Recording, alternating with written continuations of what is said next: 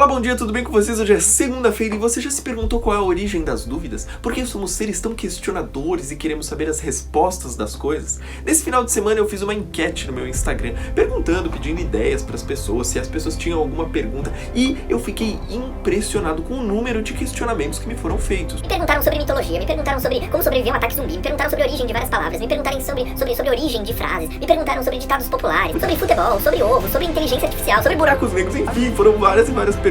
Eu agradeço a todos vocês que participaram e eu fiquei impressionado realmente com a quantidade de perguntas. Eu então comecei a me perguntar por que somos tão questionadores. E essa questão, a palavra dúvida, na verdade ela vem do latim e tem a mesma origem da palavra dúbio, algo que é dúbio. Dúvida em latim seria dubitare, que seria aquilo que você não tem certeza, que hesita entre duas possibilidades. Hoje em dia a palavra dúvida ela não é só utilizada para aquilo que é dual, mas para tudo aquilo que a gente não tem uma certeza absoluta. E foi lá na antiguidade, com essa dúvida de como surgiram as coisas, de como se desenvolvem determinados fenômenos, que surgiram os mitos, as mitologias e tudo aquilo que hoje a gente entende como o folclore, aquilo que foi criado para explicar determinados fenômenos da natureza. E mais pra frente, um pouco antes de Cristo, lá mais ou menos por ano 7, 6 antes da Era Comum, surgiu então um pensamento filosófico que já não se contentava com os mitos e as explicações fantasiosas que se davam aos fenômenos e começaram a se questionar: por que será que isso acontece assim? Por que será que a água cai do céu? Por que será? Então Tales, Anaxímenes e Anaximandro, lá de Mileto,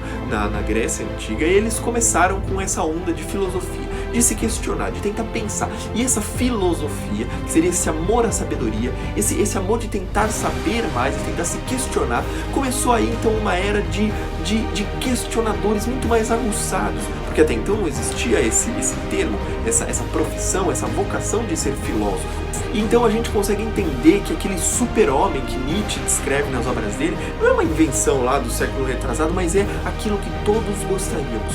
Um homem que saberia de tudo. A onisciência sempre foi algo que o homem almejou.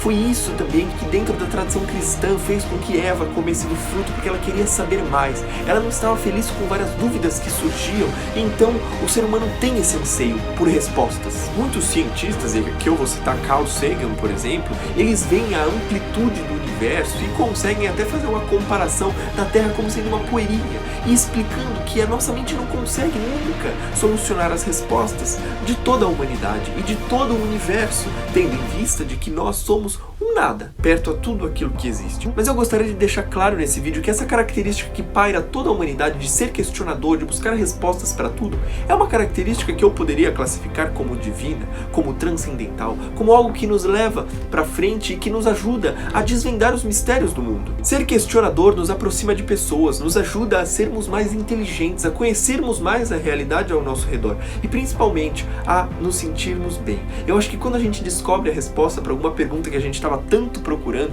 a gente se sente tão bem e é tão bom realmente quando a gente encontra. Mas talvez seja impossível nesta vida a gente alcançar a resposta para todas as nossas perguntas. Aqueles que prometem algum sucesso com relação a isso, infelizmente acredito que estão vendendo uma ideia utópica. E como se fala em utopia e buscar e se questionar nesse contexto de utopia, eu me lembro muito de uma frase, uma citação, que eu não vou citar na íntegra, eu vou parafrasear com as minhas palavras, mas a citação traz a seguinte ideia, de que a utopia ela é o horizonte.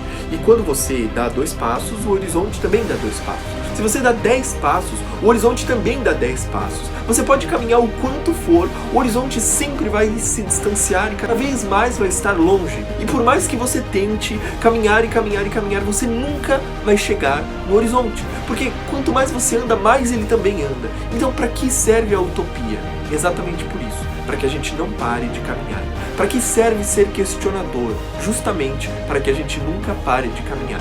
Então eu convido você a, junto comigo, sempre buscar as respostas para as coisas, sempre refletir e sempre tentar entender essas verdades. Anote as perguntas que você tem da vida, como todas essas que vocês me mandaram nesse final de semana. Pegue essas perguntas, tipo quem veio primeiro, o ovo ou a galinha. Você já parou para sentar e perguntar? E por que essa pergunta é tão falada?